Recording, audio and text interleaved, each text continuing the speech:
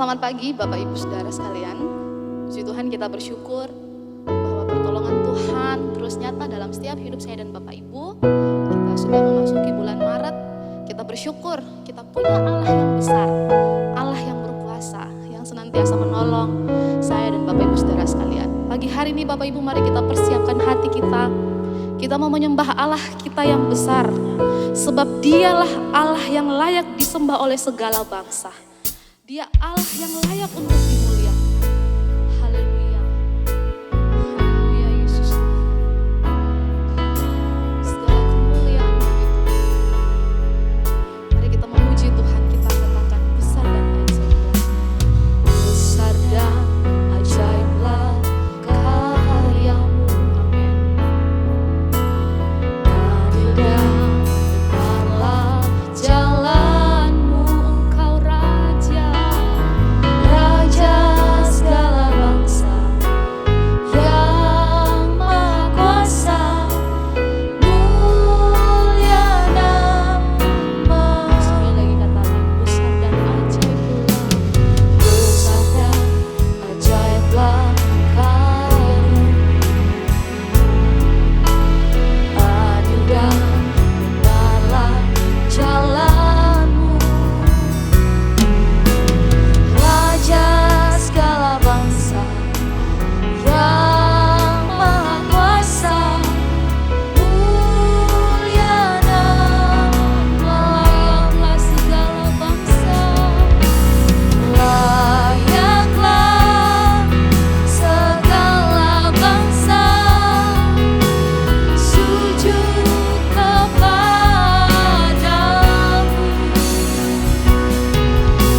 sebab Kau Allah yang kudus, layak disembah. Besar dan ajaiblah karya-Mu ya Tuhan. Besar dan ajaiblah karya-Mu. Adil dan benarlah jalan-Mu, Engkau Raja.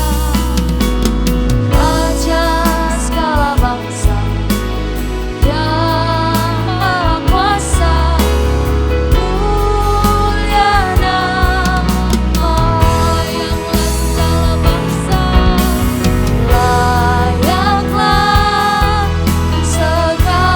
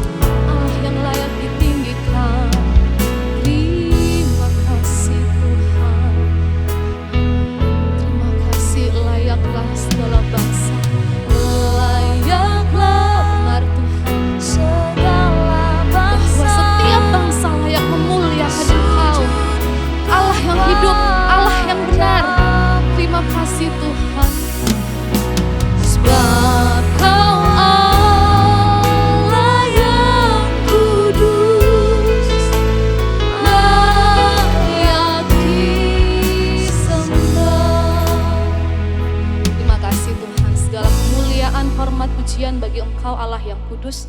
Dan saat ini ya Tuhan, kami akan memuji bagi nama-Mu. Biarlah Engkau bertahta di atas puji-pujian kami. Berkati kami para pelayan-Mu, berkati setiap sidang jemaat-Mu yang ada di rumah.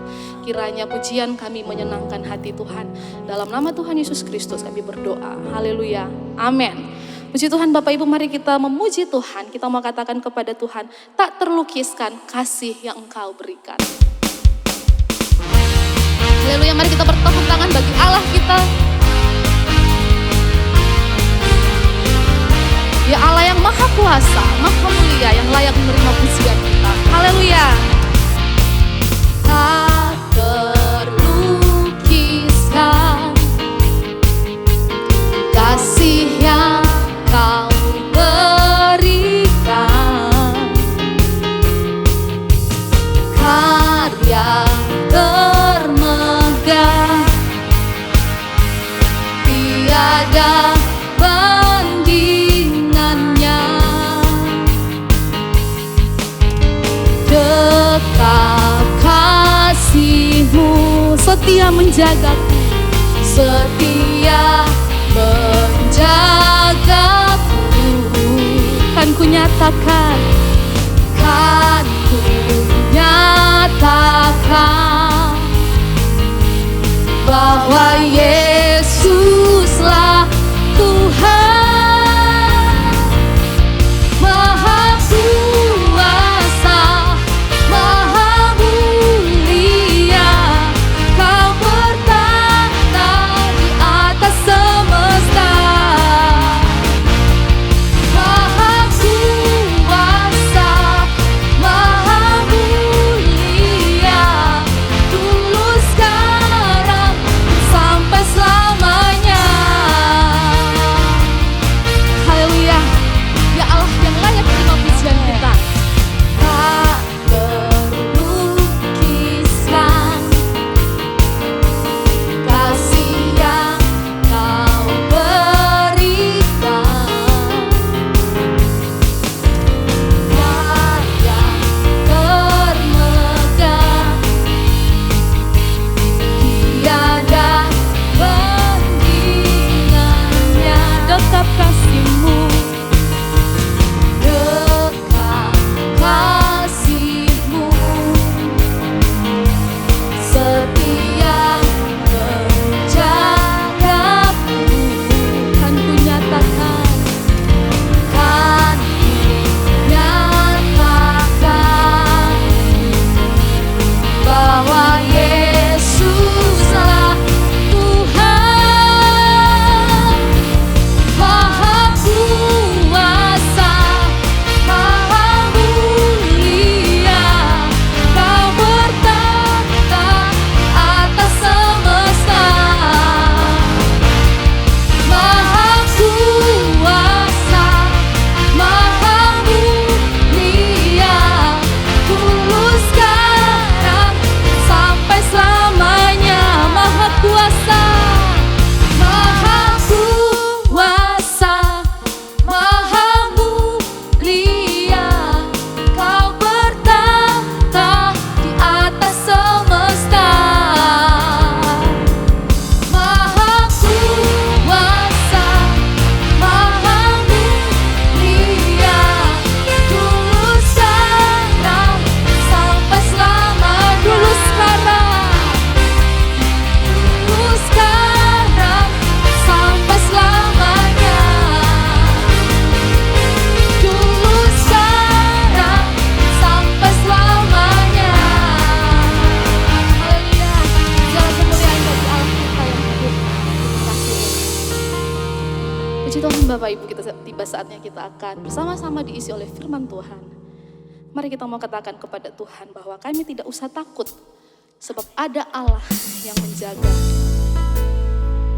Ya Allah El Shaddai, Allah yang maha kuasa, ya Allah yang besar. Terima kasih ya Tuhan.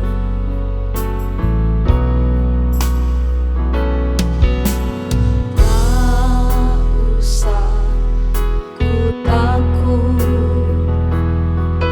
Allah menjagamu.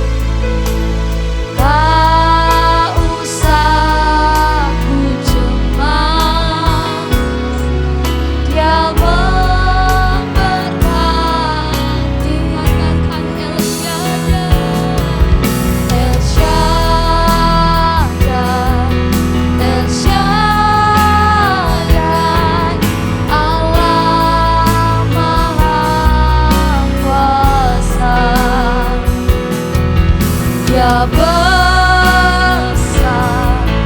Dia besar, El Shaddai mulia, El Shaddai, El Shaddai, Allah Maha Kuasa. Berkatnya melimpah, El Shaddai. Sekali lagi katakan El Shaddai, El Shaddai, El Shaddai, El Shaddai, Allah Maha Kuasa. Dia besar, Dia besar, El Shaddai mulia, El Shaddai, El Shaddai, Allah Maha Kuasa. Berkatnya berlimpah, El Shaddai. Saudari Debbie akan membawa kita dalam doa firman. Benar Tuhan, Kau Allah yang Maha Kuasa, yang kami puji, yang kami sembah. Kau Allah yang berdaulat atas seluruh kehidupan kami. Sebentar Tuhan, kami akan mendengarkan kebenaran firman-Mu. Biarlah kiranya Tuhan yang menolong kami, bahkan setiap jemaat-Mu Tuhan, untuk mengerti setiap apa yang ingin Tuhan sampaikan lewat kebenaran firman-Mu. Tuhan berkati hamba-Mu yang akan menyampaikan. Biarlah kiranya Tuhan yang memberikan hikmat, kebijaksanaan ya Bapa. Terima kasih Bapa, terima kasih Yesus. Kami siap untuk mendengarkan kebenaran firman-Mu. Kami berdoa, haleluya, amin.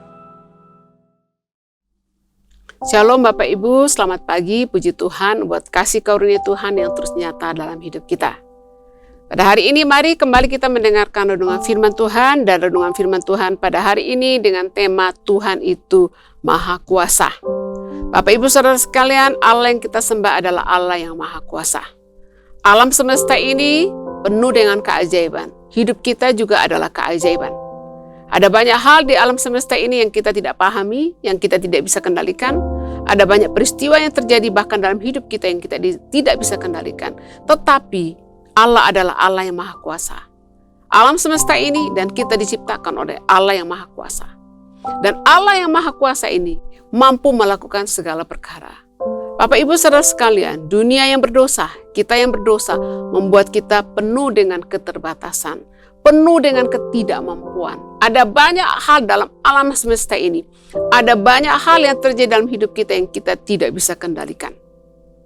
Pandemi COVID-19 yang sebenarnya telah mulai tahun 2019 dan masih berlanjut sampai 2022. Peristiwa yang terjadi seperti ini membuktikan sekali lagi bahwa manusia tidak berdaya. Seluruh negara mengalami penderitaan. Puluhan juta orang terpapar COVID-19, puluhan juta orang meninggal.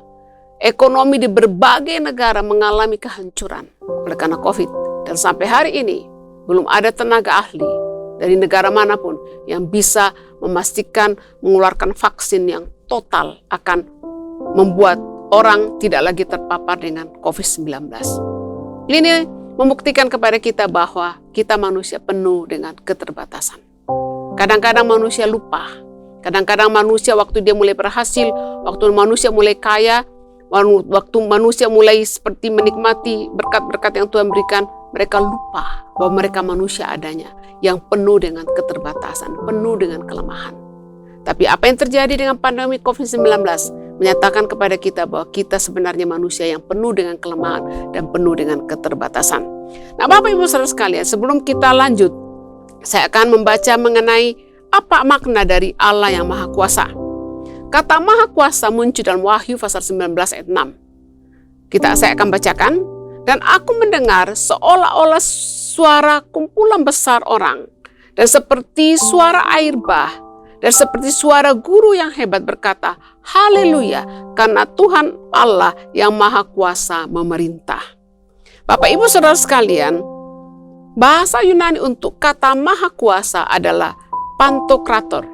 Dan ini muncul dalam 2 Korintus pasal 6 ayat 18 dan muncul juga dalam beberapa ayat di kitab Wahyu.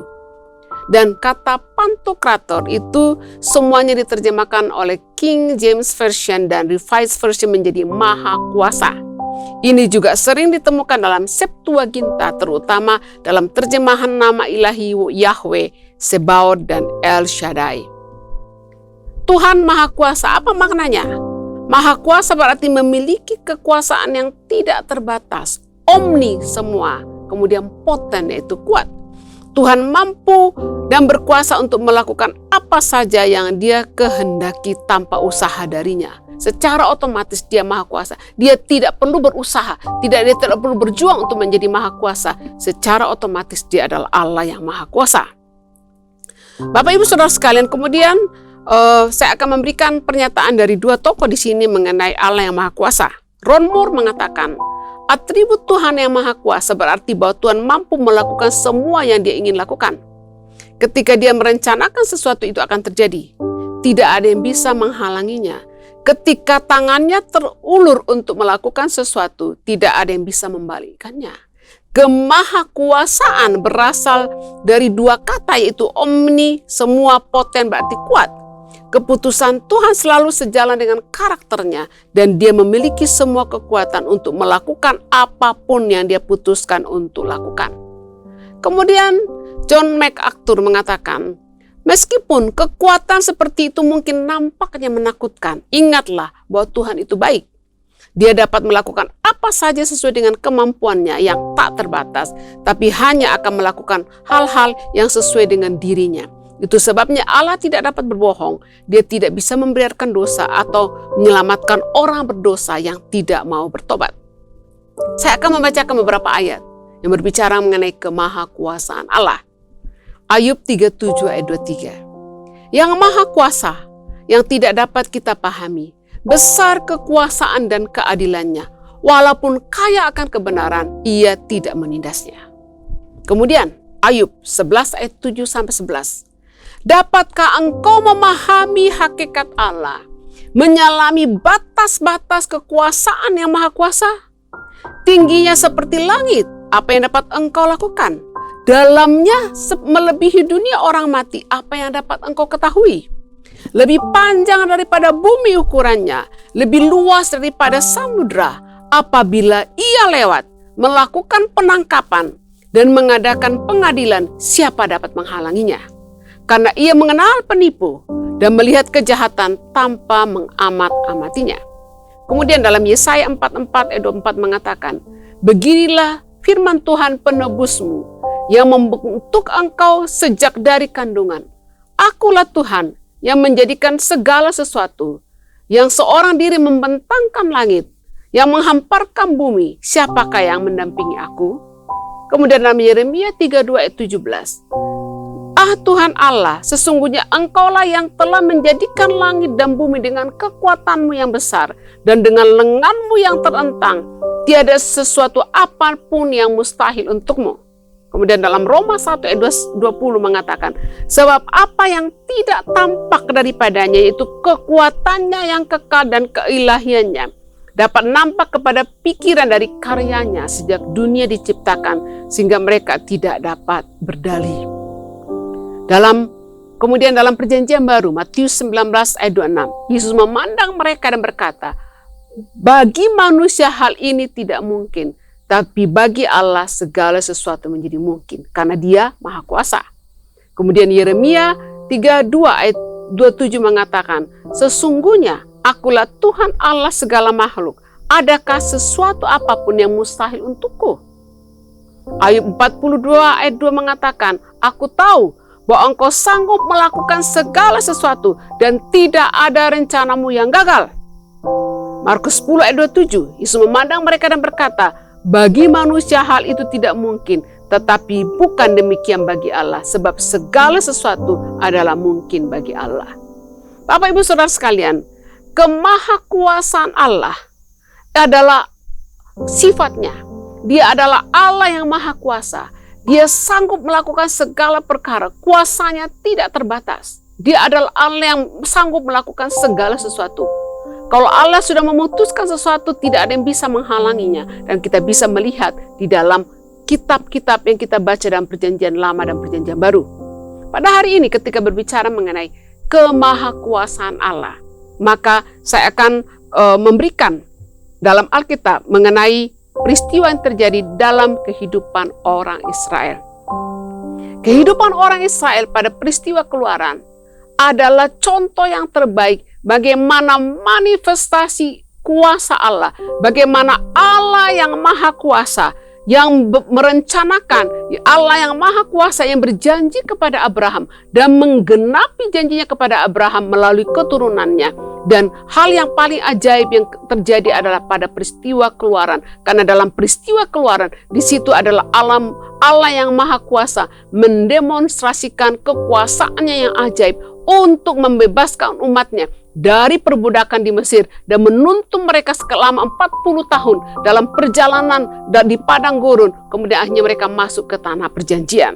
Bapak Ibu Saudara sekalian, mari kita melihat bagaimana kemahakuasaan Allah yang bekerja dalam kehidupan bangsa Israel pada masa Keluaran. Yang pertama-tama adalah hal waktu mereka masih ada di Mesir. Waktu mereka ada di Mesir, Musa dan Harun mencoba menghadap Firaun. Menghadap Firaun untuk meminta supaya mengizinkan orang Israel kembali ke tanah perjanjian. Dan Bapak Ibu tahu bahwa Firaun memutuskan boleh, habis itu berubah pikiran, habis itu boleh lagi berubah pikiran. Dan akhirnya kemudian Allah murka oleh karena seperti Firaun sedang mempermainkan Musa dan Harun, Firaun sedang mempermainkan orang Israel dan juga mempermainkan Allah Yehova. Dan kemudian kita melihat bahwa bagaimana tangan Tuhan teracung. Tangan Tuhan teracung turun menghajar bangsa Mesir supaya bangsa Mesir melepaskan, supaya Firaun melepaskan bangsa Israel kembali ke tanah perjanjian. Tulah di Mesir adalah tanda mengenai tangan yang teracung dari Allah yang maha kuasa atas Mesir supaya Mesir membebaskan umatnya. Mari kita melihat di dalam layar Bapak Ibu akan melihat ada 10 tulah. 10 tulah ini atau 10 malapetaka menimpa Mesir dan kemudian akhirnya mereka melepaskan. Yang pertama adalah Bapak Ibu Saudara sekalian, sungai dan semua sumber air menjadi darah sehingga menewaskan ikan-ikan dan semua kehidupan air lainnya. Bayangkan Bapak Ibu, air adalah hal yang paling penting dalam kehidupan manusia. Makanya kalau tiba-tiba air mati, panik, nggak bisa ngapa-ngapain. Nggak bisa masak, nggak bisa kerjakan pekerjaan-pekerjaan yang lain yang ada di rumah. Nah bayangkan Bapak Ibu Saudara sekalian, tiba-tiba semua sumber air, sungai dikatakan sungai dan semua sumber air berubah menjadi darah dan menewaskan ikan-ikan dan semua kehidupan air. Kemudian yang berikut, katak memenuhi Mesir. Apakah itu kataknya hijau atau katak yang warnanya butek, warna hitam? Bapak Ibu Saudara sekalian, betapa mengerikannya kalau kota dipenuhi oleh katak. Kemudian apa lagi? Nyamuk. Bapak Ibu Saudara sekalian, kita takut nyamuk ya. Kami di rumah pokoknya pastikan pintu yang ada jala itu selalu ditutup. Kenapa? Nggak mau nyamuk ada masuk rumah. Kenapa? Takut nyamuk, takut DBD. Ya, Bapak Ibu Saudara sekalian, nyamuk memenuhi Mesir. Kemudian setelah itu apa? Lalat pikat. Kemudian tulah yang berikutnya, penyakit sampar pada ternak. Akhirnya semua ternak mati.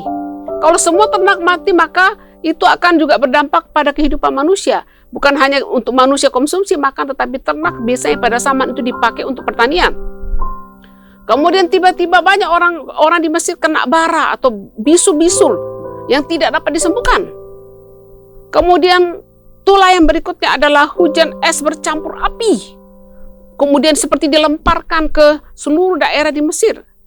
Kemudian belalang. Dan kemudian tulah yang ke-9 adalah kegelapan memenuhi Mesir. Bukan karena mati lampu. Ya, tapi kegelapan memenuhi Mesir. Dan tulah yang 10 ada tulah yang paling tragis. karena anaknya Firaun meninggal dunia, anak sulung, yaitu kematian anak sulung dari semua keluarga di Mesir. Dan mungkin dari saat peristiwa ini terjadi sampai hari ini, mungkin itu adalah malapetaka yang terbesar yang pernah dialami oleh Mesir. Oleh karena Allah mengacungkan tangan untuk melawan Firaun, melawan Mesir yang menghalang-halangi rencananya diwujudkan dalam kehidupan orang Israel. Kemudian ada apa lagi Bapak Ibu? Waktu orang Israel sudah akhirnya boleh keluar dan kemudian mereka sedang dalam perjalanan menuju tanah perjanjian. Ada banyak mujizat-mujizat yang terjadi Bapak Ibu Saudara sekalian. Ada mujizat-mujizat yang terjadi. Yang pertama adalah mari kita melihat bagaimana mujizat yang terjadi di padang gurun. Dikatakan bahwa pakaian dan sepatu mereka tidak robek, tidak rusak atau tidak aus selama 40 tahun. Luar biasa Bapak Ibu. Bapak Ibu biasanya dalam setahun itu beli baju berapa? Biasanya kita akan rajin beli baju baru ke ulang tahun atau Natal. Pakaian orang Israel dan sepatu mereka tidak robek dan tidak rusak selama 40 tahun. Terbuat dari apa ya? Pernahkah kita bertanya, sepatu mereka, pakaian mereka terbuat dari apa ya? Kok bisa nggak robek? Ya, padahal sepatu itu mau mahal, harganya mahal pun pasti ada masa di mana mulai menganga, terbuka atau robek. Pakaian juga seperti itu Bapak Ibu. Dan kalau pakaian dan sepatu mereka tidak rusak dan robek selama 40 tahun, bukan karena kualitas barang, tapi pasti karena tangan sentuhan tangan yang maha kuasa. Kemudian yang berikut, angin bertiup kencang. Dan karena tiupan angin yang keras ini kemudian kita tahu kisahnya bahwa Musa mengulurkan tongkat kepada laut Teberau. Kemudian ada angin kencang dan angin kencang ini kemudian membelah laut Teberau sehingga orang Israel bisa melewatinya. Nah setelah orang Israel sampai ke ujung bisa melewati laut ini, dikatakan kemudian bahwa air itu tertutup dan kemudian menenggelamkan tentara-tentara dari Firaun dengan kereta mereka. Dan kemudian Bapak Ibu Saudara sekalian dalam Keluaran pasal 15 ayat 22 sampai 25. Waktu mereka tiba di Mara, dikatakan bahwa air pahit. Waktu mereka tiba di Mara kemudian air pahit.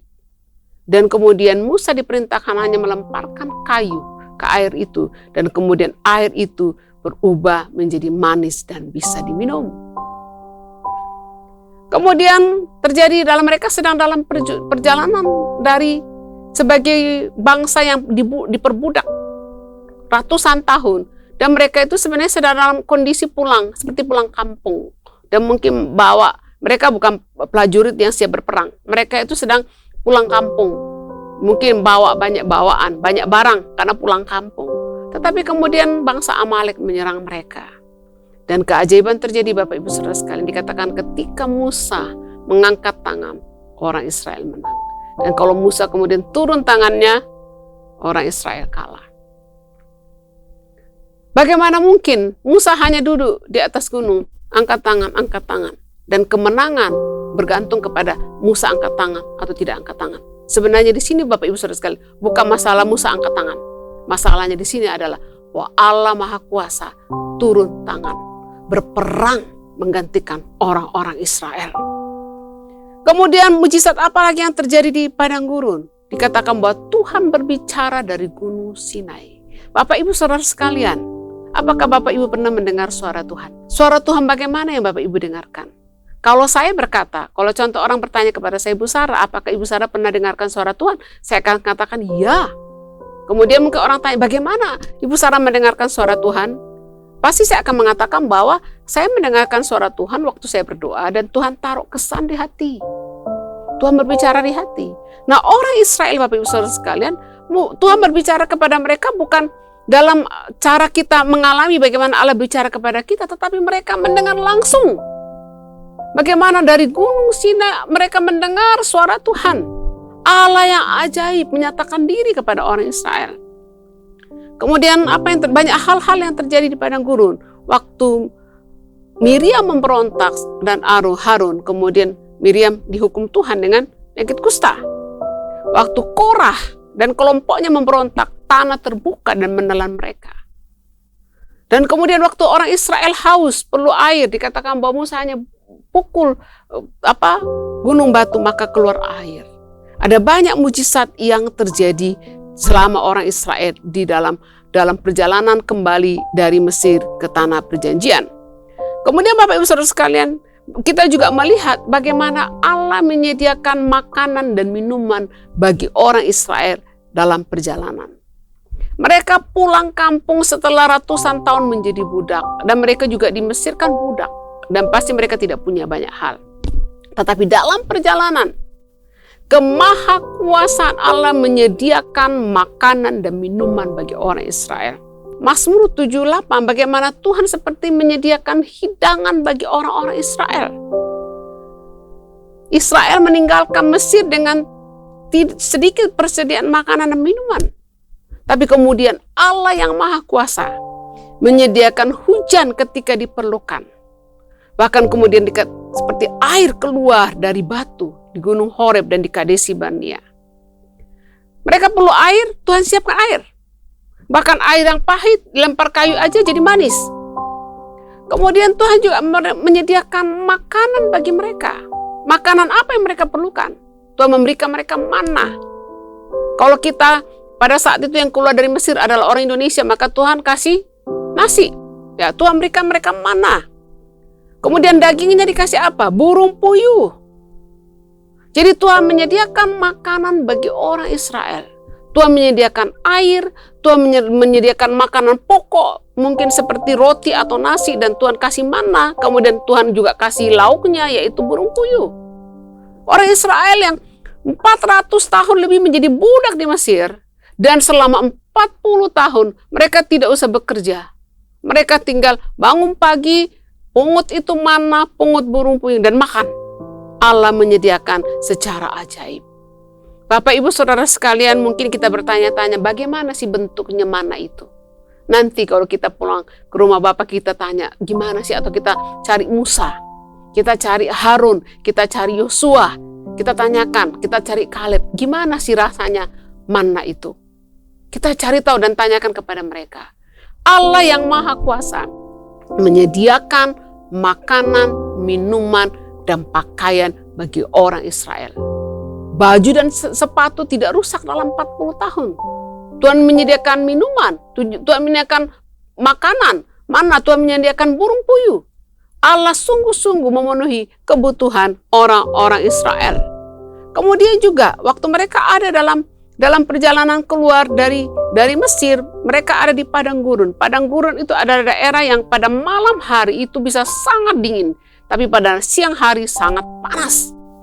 Tetapi Tuhan karena kasih-Nya, karena kemahakuasaannya, kemudian Tuhan memberikan mereka apa? Tiang awan dan tiang api.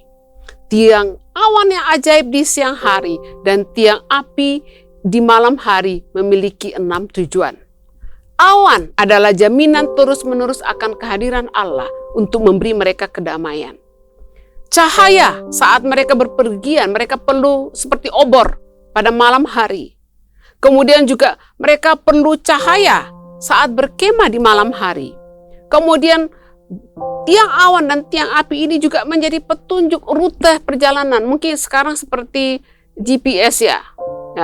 Seperti kalau kita naik Grab, kan GPS yang menunjukkan belok kiri, belok kanan. Dan pada saat itu GPS-nya orang Israel adalah tiang awan dan tiang api. Karena tiang awan dan tiang api itu akan menuntun mereka kapan berhenti, kapan belok kiri, belok kanan, kapan lurus. Kemudian awan ini juga, tiang awan ini menjadi pelindung bagi mereka dari panas terik matahari dan dari curahan hujan langsung. Bapak Ibu Saudara sekalian, kemahakuasaan Allah itu nampak di dalam firman-Nya. Nampak dalam kehidupan tokoh-tokoh yang ada dalam Alkitab. Kalau Bapak Ibu ingin mengenal Allah yang Maha Kuasa, baca firman-Nya. Saya ingin membaca sekarang dalam Yesaya ya. Yesaya mengatakan begini. Mengapa engkau berkata demikian, hai Yakub, dan berkata begini, hai Israel? Hidupku tersembunyi dari Tuhan, dan hakku tidak diperhatikan Allahku. Tidakkah kau tahu dan tidakkah kau dengar? Tuhan adalah Allah yang kekal, yang menciptakan bumi dari ujung ke ujung. Ia tidak menjadi lelah dan tidak menjadi lesu, tidak terduga pengertiannya. Kemudian Musa adalah satu tokoh yang luar biasa. Karena dia adalah salah satu tokoh dalam Alkitab yang seperti begitu dekat dengan Allah. Bisa berbincang-bincang dengan Allah seperti seorang yang sangat dekat, seperti sahabat. Kemudian dikatakan dalam kitab Keluaran pasal 33 bagaimana Musa ingin melihat wajah Allah. Dia mengatakan kepada Allah begini, perlihatkanlah kiranya kemuliaanmu kepadaku. Dia ingin melihat Allah. Kemudian tetapi firman Tuhan kepada Musa begini, aku akan melewatkan segala kegemilanganku dari depanmu dan menyerukan nama Tuhan di depanmu. Aku akan memberi kasih karunia kepada siapa yang memberi kasih karunia. Yang kukasihi dan mengasihi siapa yang kukasihani. Lagi firman-Nya kepada Musa, engkau tidak tahan memandang wajahku, sebab tidak ada orang yang memandang wajahku dapat hidup. Kemudian Allah berfirman kepada Musa, ada satu tempat dekatku di mana engkau dapat berdiri di atas gunung batu. Apabila kemuliaanku lewat, maka aku akan menempatkan engkau dalam lekuk gunung itu, dan aku menudungi engkau dengan tanganku sampai aku berjalan lewat. Kemudian aku menaruh tanganku dan engkau akan melihat belakangku, tapi wajahku tidak akan kelihatan. Musa ingin melihat Allah, walaupun dikatakan Bapak Ibu baca dalam Keluaran pasal 33, begitu dekatnya Allah menyatakan isi hatinya kepada Musa. Begitu dekatnya Allah berbincang-bincang dengan Musa seperti sahabat dekat. Waktu Musa mengatakan, Tuhan, aku ingin melihat kemuliaan-Mu, aku melihat wajah-Mu. Tapi Allah mengatakan, kau tidak bisa melihat, karena siapa yang melihat aku langsung akan mati. Dan Tuhan kemudian kata, engkau bisa hanya melihat belakangku. Betapa Allah yang maha kuasa, Allah yang ajaib. Kemudian Rasul Yohanes, rasul yang paling dikasihi, paling dekat dengan Yesus. Kita melihat bahwa kalau dia paling dekat dengan Yesus, maka kemungkinan waktu Yesus ada di muka bumi, maka Rasul Yohanes ini yang paling dekat, ya, paling dekat. Mungkin dia yang tahu Yesus itu makanan kesukaannya apa. Dia mungkin Yohanes lah yang paling tahu kapan Yesus kelihatan marah, ya, karena dia begitu mengenal Yesus, begitu akrab. Tetapi Yesus yang dilihat oleh Rasul Yohanes di Pulau Patmos adalah berbeda dengan Yesus yang dilihat oleh Rasul Yohanes waktu dia ada di muka bumi bersama dengan 12 murid. Yang dilihat oleh Rasul Yohanes di Pulau Patmos adalah Yesus, Allah yang maha kuasa, Allah yang ajaib. Saya akan bacakan Bapak Ibu. Lalu aku berpaling untuk melihat suara yang berbicara kepadaku. Dan setelah itu aku berpaling, nampaklah kepadaku 7 kaki dian dari emas. Dan di tengah-tengah kaki dian itu ada seorang serupa anak manusia, berpakaian jubah panjang sampai ke kaki. Dadanya berlilitkan ikat pinggang dari emas. Kepala dan rambutnya putih bagaikan bulu yang putih metah. Matanya bagaikan nyala api. Kakinya mengkilat bagaikan tembaga membara dalam perapian. Suaranya bagaikan desau air bah. Di tangan kanannya ia memegang 7 bintang. Dari mulutnya keluar sebilah pedang tajam bermata 2. Wajahnya bersinar-sinar bagaikan matahari terik. Ketika aku melihat dia, ini perkataan Rasul Yohanes, ketika aku melihat dia, tersungkurlah aku di depan kakinya sama seperti orang yang mati. Tetapi ia meletakkan tangan kanannya di atasku dan berkata, jangan takut, aku adalah yang awal dan yang akhir. Yang hidup, aku telah mati, namun lihatlah aku hidup sampai selama-lamanya. Aku memegang segala kunci maut dan kunci kerajaan maut. Bapak Ibu Saudara sekalian, Yesus yang dilihat oleh Rasul Yohanes di Pulau Patmos adalah Allah yang maha kuasa. Yang dilihat, yang bersama-sama dengan 12 murid adalah Allah yang berinkarnasi. Dia harus berinkarnasi. Oleh karena kalau dia tidak berinkarnasi, dia tidak bisa hidup di tengah-tengah manusia. Tapi ketika dia kembali ke surga, dia kembali dengan semua atributnya. Allah yang maha kuasa, Allah yang dahsyat, Allah yang berdaulat. Dan itu yang dilihat oleh Rasul Yohanes di Pulau Patmos. Bapak Ibu Saudara sekalian, kemahakuasaan Allah itu nampak dalam banyak catatan-catatan dalam Alkitab. Ada banyak tokoh-tokoh dalam Alkitab yang mengalami keajaiban Tuhan. Sungguh Bapak Ibu, kalau Bapak Ibu ingin mengalami kemahakuasaan, kalau Bapak Ibu ingin mengalami manifestasi kuasa Allah yang maha kuasa dalam hidupmu, baca Alkitab. Baca Alkitab, maka Bapak Ibu akan melihat betapa banyaknya catatan Alkitab yang mencatat kemahakuasaan Allah yang bekerja di dalam kehidupan orang-orang percaya.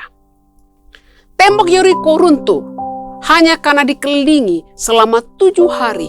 Dan waktu orang Israel mengelilingi tembok Yeriko selama 7 hari, mereka tidak melempari tembok itu dengan batu, lempari dengan bom, tidak. Mereka mengelilingi dengan menyanyi. Ada orang-orang yang menyanyi, ada yang meniupkan sangkakala, dan kemudian tembok itu runtuh. Orang Israel memenangkan beberapa peperangan dalam Alkitab, mereka tidak pakai senjata. Mereka tidak perlu ketemu, adu fisik dengan musuh. Mereka tidak berjumpa langsung dengan musuh. Mereka tidak perlu pakai tombak. Mereka hanya berdiri dan Allah yang datang menghajar musuh-musuh Israel. Allah yang maha kuasa melakukannya. Yesus memberi makan 5.000 orang dengan 2 ikan dan 5 roti. Bisa memberi makan mengenyangkan 5.000 orang. Bahkan ada sisa 12 bakul untuk murid-murid. Mengapa itu bisa terjadi Bapak Ibu? Allah yang maha kuasa melakukannya. Kalau sekarang kita 2 ikan 5 roti hanya 1 orang makan, tidak cukup. Apalagi kalau kita orang Indonesia, kita suka makan nasi. Tapi oleh karena 2 ikan dan 5 roti ini, di tangan Allah yang maha kuasa, di tangan yang Allah maha kuasa, bisa memberi makan 5.000 orang dan mengenyangkan 5.000 orang. Bapak Ibu Saudara sekalian, sedikit minyak dan tepung cukup untuk menghidupi janda Sarfat selama tahun-tahun kelaparan.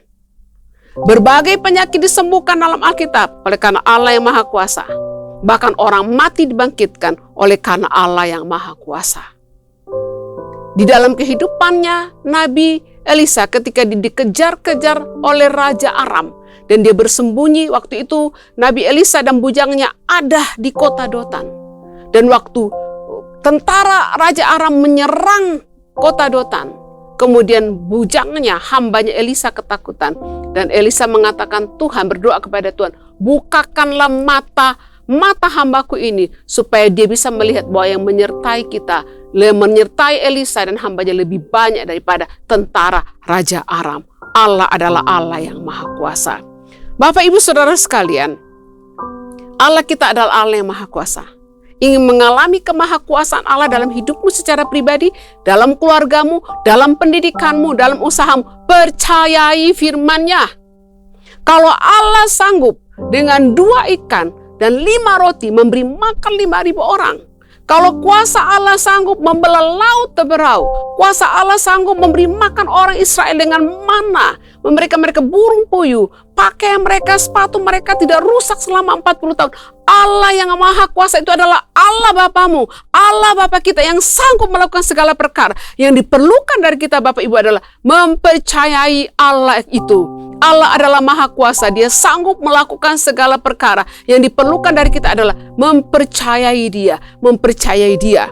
Dalam Matius 7 ayat 7-8 mengatakan begini, mintalah maka akan diberikan kepadamu, carilah maka kamu akan mendapat, ketoklah maka pintu akan dibukakan bagimu. Karena setiap orang yang meminta menerima, setiap orang yang mencari mendapat, dan setiap orang yang mengetuk baginya pintu dibukakan. Yesus mengatakan, bagi Allah tidak ada yang mustahil. Bagi Allah tidak ada yang mustahil. Jika kita punya iman sebesar biji sesawi saja, kita bisa berkata kepada gunung, berpindahlah, dan dia akan berpindah ke laut. Bapak Ibu Saudara sekalian, yang melakukannya bukan karena iman kita. Yang melakukannya adalah Allah yang maha kuasa. Allah yang maha kuasa akan bertindak ketika kita mempercayai.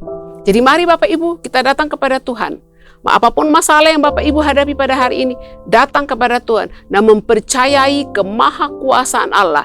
Minta Allah untuk memanifestasikan kuasanya yang tidak terbatas. Kiranya manifestasi kuasa Allah yang maha kuasa itu nyata dalam hidup kita. Dan Allah akan melakukan terobosan-terobosan dalam kehidupanmu, pribadi, dalam keluargamu, dalam usahamu, dalam pendidikanmu. Karena Allah Bapa kita adalah Allah yang maha kuasa. Puji Tuhan. Bapak Ibu Saudara sekalian, mari kita akan masuk dalam perjamuan kudus. Perjamuan kudus adalah wujud kasih Allah yang terbesar dalam hidup kita. Dia datang untuk mati bagi kita, supaya kita diperdamaikan dengan Allah. Allah yang Maha Kuasa melakukan segala hal untuk menyatakan kasih-Nya bagi kita, untuk menyatakan berkat-Nya kepada kita. Dan mari kita datang kepada Dia dengan iman. Sebelum kita masuk dalam perjamuan kudus, mari kita berdoa. Bapa dalam surga, pada hari ini kami mengucap syukur buat kebenaran firman bahwa sungguh Engkau adalah Allah yang Maha Kuasa. Engkau adalah Allah yang ajaib.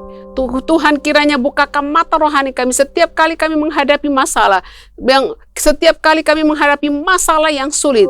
Kami diperhadapkan dengan ketidakpastian, kami diperhadapkan dengan ketidakmampuan. Tuhan, kiranya kami datang kepadamu, mengangkat iman kami kepada Allah yang Maha Kuasa. Allah yang Maha Kuasa ini sanggup melakukan segala perkara dalam kehidupan kami. Terima kasih Tuhan. Pada saat ini Tuhan, kami akan masuk dalam perjamuan kudus. Kiranya waktu kami masuk dalam perjamuan kudus, kami mengingat kasih-Mu yang terbesar. Engkau mati bagi kami, supaya kami mempunyai hidup, dan hidup itu adalah berkelimpahan. Kematian-Mu juga membebaskan kami dari kutuk dan belenggu dosa Tuhan. Tuhan, pada saat ini, kiranya iman kami dibangkitkan untuk mempercayai kemahakuasaan Allah, dan kiranya kemahakuasaan Allah akan terjadi dalam kehidupan kami. Terima kasih Tuhan, kami mengucap syukur. Amin. Bapak Ibu Saudara sekalian, saya mempersilakan bapak-bapak dan ibu-ibu untuk membagikan unsur perjamuan kudus kepada anggota keluarganya. Silakan, saya memberikan waktu beberapa saat.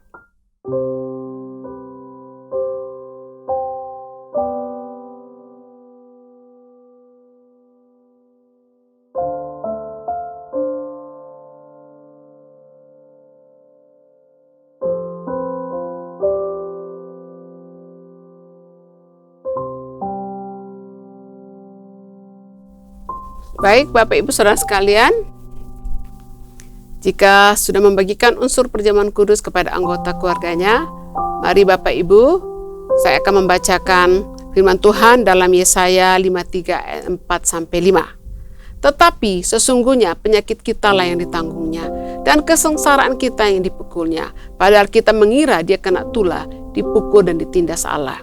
Tetapi dia tertikam oleh karena pemberontakan kita, dia diteremukkan oleh karena kejahatan kita. Ganjaran yang mendatangkan keselamatan bagi kita ditimpakan kepadanya, dan oleh bilur-bilurnya kita menjadi sembuh. Bapak Ibu Saudara sekalian, mari berdiri bersama-sama. Bapak Ibu yang di rumah silakan berdiri, dan mari mengangkat roti di tangan kanan dan dengarkanlah firman Tuhan. Sebab apa yang telah kuteruskan kepadamu, telah aku terima dari Tuhan, yaitu bahwa Tuhan Yesus pada malam waktu diserahkan, mengambil roti, dan sesudah itu ia mengucap syukur atasnya, ia memecah-mecahkannya dan berkata, inilah tubuhku yang diserahkan bagi kamu, perbuatlah ini menjadi peringatan akan aku. Mari kita makan.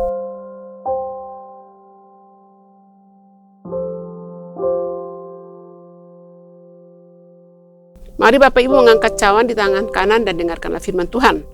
Demikian juga ia mengambil cawan sesudah makan berkata, cawan ini adalah perjanjian baru yang dimateraikan oleh darahku. Perbuatlah ini setiap kali kamu meminumnya menjadi peringatan akan aku. Sebab setiap kali kamu makan roti ini dan minum cawan ini, kamu memberitakan kematian Tuhan sampai ia datang. Mari kita minum.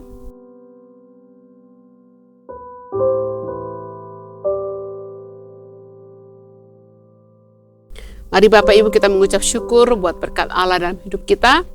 Mengucap syukur untuk kasih karunia Allah dalam hidup kita. Mari kita berdoa. Bapa dalam surga, kami kembali datang kepadamu. Kami tahu bahwa Engkau adalah Allah yang hidup, Allah yang Maha Kuasa. Kuasa-Mu tetap sama dahulu, sekarang, dan sampai selama-lamanya. Terima kasih Tuhan, walaupun kami hidup di dunia yang berdosa. Kami hidup di dunia yang makin rusak. Kami adalah manusia yang berdosa. Kami penuh dengan kelemahan, kami penuh dengan kekurangan, tapi kami punya Allah yang Maha Kuasa, Allah yang dahsyat, Allah yang tak terbatas. Itu sebabnya Tuhan, kiranya dalam segala kekurangan-kekurangan kami, dalam segala keterbatasan kami mengarahkan iman kami, mengarahkan pandangan kami kepadamu, dan mempercayai bahwa Allah yang Maha Kuasa akan turun tangan, menolong kami dalam keterbatasan-keterbatasan kami. Terima kasih Tuhan. Pada hari ini Tuhan, sekali lagi kami berdoa Tuhan buat bangsa Indonesia dan seluruh dunia yang sedang bergumul dengan pandemi COVID-19. Tuhan, kami berdoa kiranya Tuhan Engkau melenyapkan virus corona dari dunia ini di dalam nama Yesus. Tuhan, kiranya curahkan roh-Mu Tuhan. Kiranya kuasa darah-Mu menjamah semua negara-negara, menyembuhkan semua negara. Kiranya kuasa darah-Mu menyembuhkan seluruh negara Tuhan. Semua COVID, sehingga COVID bisa hilang, bisa lenyap dari berbagai negara. Khususnya juga di Indonesia Tuhan. Kami berdoa Tuhan buat pemulihan ekonomi di Indonesia Tuhan. Tuhan tolong Tuhan. Kami telah menderita selama sekitar 3 tahun oleh karena pandemi COVID-19. Tuhan, belas kasihan-Mu turun, sembuhkan dunia ini Tuhan. Sembuhkan bangsa kami Tuhan, pulihkan. Kami sekali lagi berdoa, virus corona dilenyapkan dari muka bumi oleh kuasa darah-Mu Tuhan. Pulihkan dunia ini Tuhan. Terima kasih Tuhan. Kami berdoa buat negara kami, buat Pak Presiden Jokowi dan Kabinet Menteri. Tuhan, memberikan terus hikmat kepada Pak Presiden dan pemerintah pusat dan pemerintah daerah, memberikan mereka hikmat untuk menjaga Indonesia, untuk mengembangkan Indonesia sehingga Indonesia menjadi negara yang diberkati, negara yang makmur, seluruh masyarakatnya menjadi makmur Tuhan. Terima kasih Tuhan. Kami juga berdoa buat Kepulauan Riau, khususnya Kota Batam, terus memberkati gubernur kami, memberkati wali kota Tuhan, memberkati Tuhan untuk mereka semua usaha-usaha yang mereka lakukan untuk membangun kota ini, membangun provinsi ini, kami serahkan ke dalam tangan-Mu. Terima kasih Tuhan. Saat ini memberkati segenap jemaat GSCA Bethesda Ministry, GSCA Anugerah Ministry, dan juga segenap keluarga besar SCT IBC dan semua umat-Mu yang telah mengikuti ibadah online ini. Kiranya berkat-Mu tercurah di atas kehidupan mereka. Terima kasih Tuhan. Kami bersyukur bahwa kami punya Allah yang ajaib, Allah yang maha kuasa, Allah yang perkasa, yang kekuasaannya tidak terbatas. Dan Tuhan, hidup kami serahkan ke tangan-Mu. Tuhan, tolong kami, kiranya kemahakuasaan-Mu itu nyata dalam hidup kami. Kami perlu tangan Sang Maha Kuasa, Allah yang Maha Kuasa, untuk menjamah hidup kami, untuk menjamah keluarga kami, menjamah usaha kami, menjamah pendidikan kami, sehingga kami akan mengalami keajaiban demi keajaiban. Terima kasih Tuhan. Kami mengucap syukur buat berkat-Mu, mengucap syukur buat kuasa-Mu, mengucap syukur buat kehadiran-Mu dalam hidup kami. Terima kasih Tuhan. Pada akhirnya Tuhan, kami memberkati. Pada saat ini saya berdoa dalam nama Yesus, kiranya berkat-Mu tercurah di atas jemaat-Mu Tuhan. Kiranya berkat Allah yang tak terbatas adanya dicurahkan di atas segenap umat-Mu. Kiranya kasih sayang daripada Tuhan Yesus Kristus senantiasa memelihara kami. Dan penyertaan Roh Kudus, Roh yang Maha Hadir, menyertai kami sekalian hari ini sampai selama-lamanya. Amin. Bapak Ibu Saudara sekalian, puji Tuhan, demikian ibadah pada hari ini. Tuhan memberkati Bapak Ibu. Kiranya Tuhan terus melindungi kita sekalian. Jangan lupa kemanapun pergi, tetap perhatikan protokol kesehatan. Selamat hari Minggu. Shalom. Puji Tuhan Bapak Ibu, ibadah kita sudah selesai. Mari kita menaikkan pujian. Kau Allah yang besar, ajaib dan mulia.